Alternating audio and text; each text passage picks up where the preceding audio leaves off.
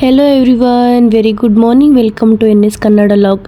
ಇವತ್ತು ನಾನು ನಿಮ್ಮ ಜೊತೆ ಶೇರ್ ಮಾಡ್ತಾ ಇರೋ ರೆಸಿಪಿ ಹಿತಿಕಿದ ಅವರೆಬೇಳೆನಲ್ಲಿ ಮಿಕ್ಸರ್ ಮಾಡೋದು ಹೇಗೆ ಅಂತ ಶೇರ್ ಮಾಡ್ತಾ ಇದ್ದೀನಿ.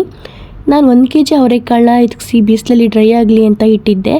2 hours ಬಿಟ್ಟು ತೊಗೊಂಡು ಬಂದೆ. ತುಂಬ ಜಾಸ್ತಿ ಡ್ರೈ ಆಗೋದು ಬೇಡ, ಸ್ವಲ್ಪ ಹಸಿಯಾಗಿರಲಿ.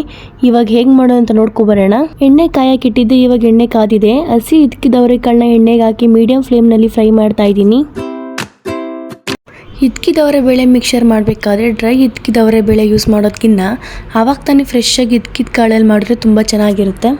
ಇವಾಗ ಇದು ಹೇಗೆ ಕ್ರಿಸ್ಪಿಯಾಗಿ ಫ್ರೈ ಆಗಿದೆ ಅಂತ ಗೊತ್ತಾಗೋದು ಅಂದರೆ ಹಿತಿಕಿದ ಅವರೆಬೇಳೆ ಎಲ್ಲ ಚೆನ್ನಾಗಿ ಫ್ರೈ ಆಗಿ ಮೇಲೆ ತೇಲ್ತಾ ಇರುತ್ತೆ ನೋಡಿ, ಆವಾಗ ಅದು ಕ್ರಂಚಾಗಿ ಫ್ರೈ ಆಗಿದೆ ಅಂತ. ಇವಾಗ ಇದು ಕ್ರಿಸ್ಪಿಯಾಗಿ ಫ್ರೈ ಆಗಿದೆ. ಇದನ್ನ ನಾನು ಬೇರೆ ಬೌಲ್ಗೆ ಸರ್ವ್ ಮಾಡ್ಕೋತೀನಿ. ಇವಾಗ ಸ್ವಲ್ಪ ಕಡಲೆ ಬೀಜ ಹಾಕಿ ಫ್ರೈ ಮಾಡ್ಕೋತೇನೆ. ಕಡಲೆ ಬೀಜ ಬೇಗ ಎಣ್ಣೆಲಿ ಫ್ರೈ ಆಗಿಬಿಡುತ್ತೆ. ಕಡಲೆ ಬೀಜ ಎಲ್ಲ ಲೈಟಾಗಿ ಫ್ರೈ ಆಗಿ ಸಿಪ್ಪೆ ಬಿಟ್ಕೊಂಡಾಗ ಅದು ಫ್ರೈ ಆಗಿದೆ ಅಂತ. ಇದನ್ನು ಸಹ ಅದೇ ಬೌಲ್ಗೆ ಸರ್ವ್ ಮಾಡ್ಕೋತೇನೆ. ಇವಾಗ ಸ್ವಲ್ಪ ಕಡಲೆಬೇಳೆನ ಸಹ ಎಣ್ಣೆಲಿ ಫ್ರೈ ಮಾಡ್ಕೋತೇನೆ. ಅದು ಸಹ ಫ್ರೈ ಆದ ನಂತರ ಸೇಮ್ ಬೌಲ್ಗೆ ಹಾಕೋತೇನೆ.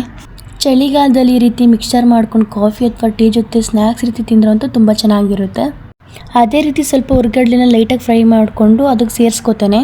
ಫೈನಲ್ ಆಗಿ ಕರಿಬೇವು ಮತ್ತು ಒಣಮೆಣ್ಸಿಕಾಯಿನ ಫ್ರೈ ಮಾಡಿಕೊಂಡು ಅದಕ್ಕೆ ಸೇರಿಸ್ಕೋತೇನೆ.